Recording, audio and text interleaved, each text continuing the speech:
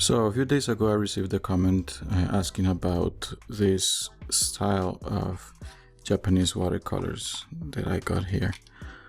These are called Kissho Gansai, that's the brand, but you can also find them around as Gansai Tambi or other names, but yeah, it's kind of like Gansai style, which is Japanese traditional watercolors. This person was asking about the differences and what to expect about this watercolor, so I wanted to talk briefly about them. Now these specifically, I think I bought about a year and a half ago, maybe 2 years, and they are from a store in London called Choosing Keeping, and I think it's like a Japanese themed store. I've never been there. I've only seen pictures and the online store, but they are great. They are just so good. These, I think I paid 25 British pounds for them. It includes 8 colors, and this one specifically is the 1930s set. So they have sets by years. I think they go from 1920s to 1980s, I guess. And they also have a wide variety of other curated sets and so on for related to the seasons and whatnot. But yeah, I tried them and I really liked them. I really did. At this time I was kind of tired of the traditional split primary, super bright colors, and I was looking for something a little bit more muted, and they were just, I don't know, they just popped right to my liking. And it's like I saw a couple of videos around and I just loved them. I had to get a set, even though they were 25 pounds. I ended up paying like, I guess, another 25 pounds to bring them to where I live. But I think they were completely worth it. I just liked it so much. So yeah, let me swatch this for you and we can talk a little bit about what this style of watercolors have, specifically, and some of the characteristics, and yeah, I hope you like the video. Now for this demonstration, I'm going to be using this brush.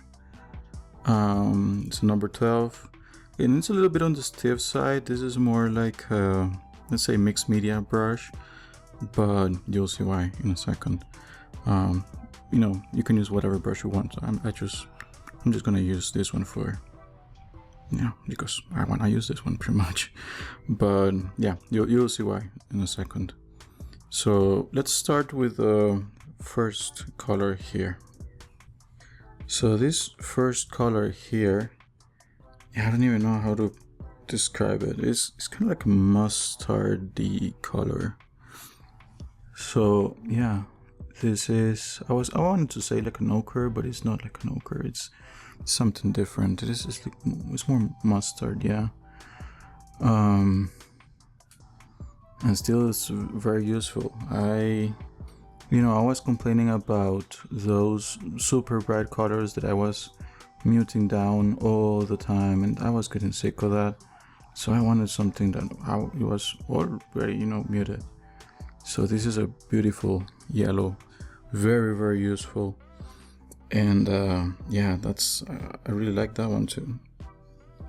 This second color, I would say, is more like maybe like a Naples yellow, something like that. Yeah, it is kind of creamy, pastel-y yellow. Yeah. Now, one thing you're gonna notice on these kind of watercolors is that in general they are more opaque because of their composition. I do not know exactly what they are made of nowadays, but I think traditionally they were made out of animal hide glue and beeswax or something like that. So yeah, if you're fully vegan, I don't know if that works for you. Nowadays maybe they are done a little bit different, but yeah, because of the composition they tend to be a little bit more opaque than traditional, let's say, Western watercolors. I'm not gonna say they are as opaque as gouache, not at all, but they are on the opaque side for, you know, regular watercolors. So yeah, you will notice that here a little bit too. This third color, it reminds me of Venetian red, the Daniel Smith Venetian red. So yeah, once again, it's like an earthy, creamy red that is a little bit on the warm side. Kind of like a brick red. Yeah, if you're into urban sketching, this might be a very useful red for you, because you can see all these colors all over the place. But yeah, this is a nice one. Again, a little bit opaque, not too crazy opaque, but yeah. This next one, I find it very interesting, because this one, it actually separates. This one is, I don't even know how to describe it. This is like a greenish blue. But yeah, hopefully I can get it here to separate so I can show you later, because it can go very, very crazy. And if it doesn't do it, it did it on the, you know, small swatch card that it came with, and I'll show you there. But yeah, this is a very, very interesting looking, yeah, like a blue green color. This one here at the top, this one, yeah, I don't even know how to compare it or what to compare it with. Maybe like a Van Dyke brown could be, because it's a brown, but it's a very muted one, very neutral looking one. So yeah, maybe Van Dyke brown. And it has an interesting granulation, kind of reminds me of hematite, Daniel Smith hematite. I'll show you later some examples. I'm gonna try to get the saturation a little bit more here. This one got me in love as soon as I started using it. This is a very dark blue, and yeah, I don't know, it's like an indigo, maybe. I think I find it closer to a Sodalite Genuine, again from Daniel Smith. It also granulates like crazy. Yeah, this one was the one that got me into Sodalite Genuine, and I absolutely love that color. Now, one thing you might notice with these watercolors, these Japanese style ones, is that they have a little bit of the same effect that gouache has, maybe because they are a little bit more opaque, and is that when you lay them down, they are on the bright side, but then they dull down a little bit when they dry. So yeah, that's something that you might have to learn how to play with or get used to it, or yeah, something like that, I'm not sure. But yeah, that's an effect that they have a little bit. This one here, second to last, this one reminds me more of like a burnt umber. So it's kind of like a dark brown, but on the warm side. So yeah, I'm gonna say something like a dark, yeah, burnt umber. I'm not gonna say sienna, because this one is still too brown. Sienna is more red. So yeah, I'm gonna say, yeah, like a burnt umber, something close to that. One thing that you might want to keep in mind with these watercolors again is that in traditional, at least maybe, I'm gonna say Japanese, but probably that was all over Asia, I do not know, is that they did not layer their watercolors too much. So you might find yourself trying to do several layers and pulling back the layers that you were putting before that one. So yeah, still you can layer a little bit, but it's gonna be trickier. It's not like, you know, our watercolors here on the west side that they get like, you know, deep into the fibers of the paper, and at some point you cannot get them out. These ones are not like that. These ones are quite a bit easier to lift from the paper. And this last one, this one is a purple. Now I do not have a similar purple to this. The one that gets closest is the Amethyst Genuine, but of course this one Kissho, this one does not have any sparkles or anything like that. So yeah, this is not the same. Checking on the Daniel Smith catalog, I think the closest that I saw to this one was the Carbazole Violet. Maybe that one gets close to this, at least on the pictures. But yeah, this is a very pretty purple. So yeah, at least you have an idea of what kind of color is this. Overall, yeah, these are great colors. And now that they are starting to dry a little bit, I'm gonna do some lifting, and this is why I wanted a stiffer brush, because it's much easier to lift with a stiffer brush. And you'll see that I'm able to lift quite a bit of color. If you keep insisting, probably you can get most of it out.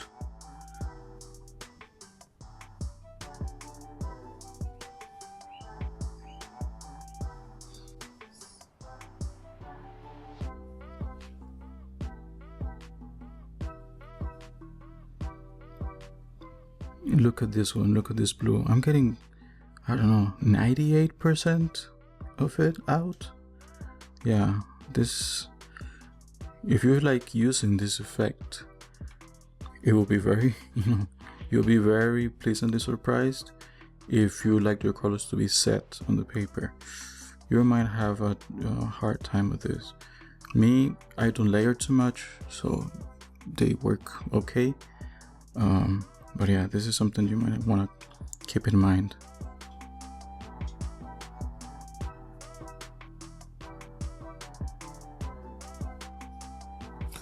So this is how they look. See, I was able to get almost everything out of that one. And here they stay a little bit. I wasn't too insistent either, but you can see that, yeah, they lift quite a bit. Now, one thing that I forgot to mention is the actual brand of these watercolors, because this Choosing Keeping, they on their website they do not say which brand they are. And here, if you see this, I do not know Japanese, I know some Chinese, but from the characters I was able to find that these are Kissho watercolors. So Kissho, Chinese I think is Ji Xiang or something like that, I don't know. But yeah, just something that I've seen people asking around and nobody really knows. And in case you were wondering, this is the paper I'm using, Strathmore, and this is 400 series. So yeah, just in case you were wondering. Another beautiful thing of these pans, I think these are full pans, and they are wide open like this so that you can use them with this kind of traditional, this is like a Chinese calligraphy watercolor or calligraphy brush, but this is what they would use for the watercolors as well. So you see you have quite some space to get that big brush in there and get a lot of color out of it. So yeah, this is another nice feature that they come in very wide pans. Now let's do a little bit of comparison. This one I said this is like mustardy yellow. I do not have anything close to that.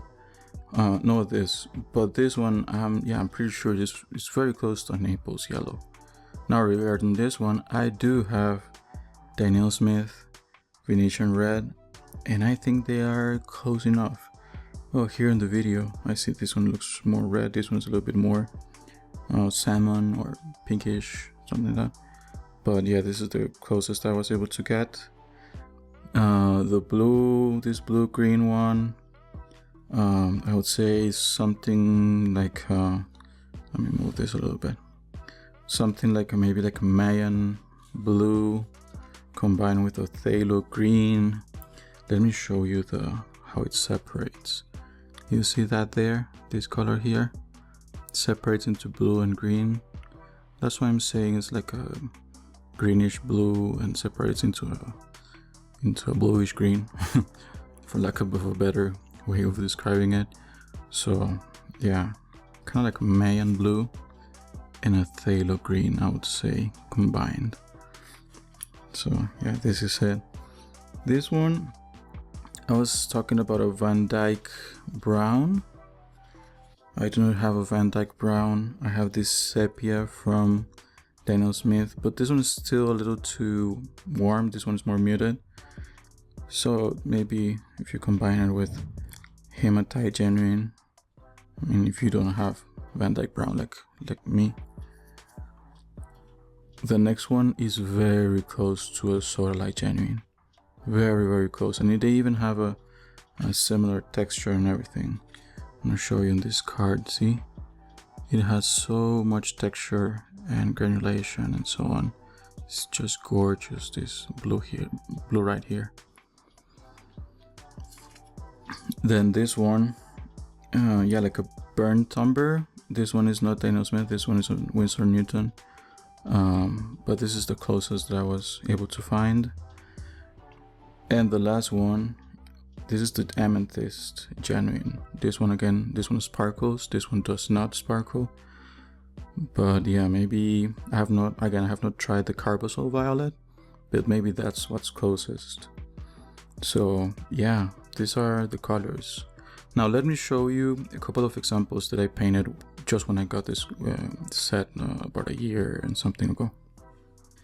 So back then I was just taking watercolors again after like 10 years or maybe even closer to 15 years of not really painting anything whatsoever, especially watercolors. So I took a tutorial, I'm gonna link it down in the description, from PaintedWing, and she paints lots of birds and she's awesome. So yeah, I used just those colors. You can see here some of the granulation on this paper, and this is Canson watercolor paper, the cheap one, as many people say, but I still love this paper. And I did have a lot of trouble here with the layering. I had a lot of trouble here, but eventually I was able to get some layers on the wings too. That's kind of why they look like just one splash or blurb. I wanted to get kind of like separated feathers, more like how I was able to get it here, but yeah, I needed to get a little bit more used to this. But the granulation here, I just love it. I absolutely love it. Now this is kind of like the better example that I was able to paint. This one is not so good, but still you can, have an idea of how dark you can get. And here you can see that they can get very opaque as well. So yeah, these are these Japanese style watercolors. If you want to try them, you can. They are not too expensive. If you're just starting out, you probably wouldn't even feel the difference with the traditional ones, because it takes a while for you to get the hang of it, but they are really good. And for the price, you can get a big set for like $30 or so on Amazon. So if you want to try them, go ahead and try them, you won't regret. And if on the other hand you're not interested in any kind of this Asian or whatever, you just want the regular Western watercolors, you should check this video here. This is a very, very nice set. So go ahead, hope you like the video and have a good one.